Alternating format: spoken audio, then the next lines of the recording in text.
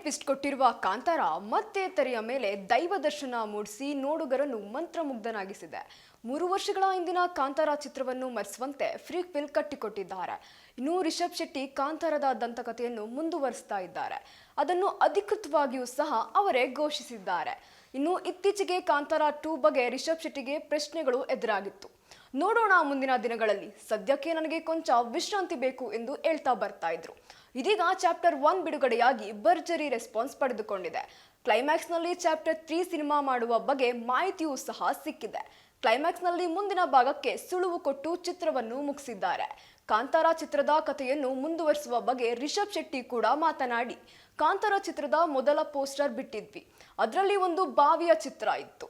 Chapter 1 poster first ಗ್ಲಿಪ್ಸ್ ನಲ್ಲಿ ನಾಯಕನನ್ನು ಬಾವಿ ಒಳಗಿನಿಂದ ತೋರಿಸಲಾಗಿತ್ತು.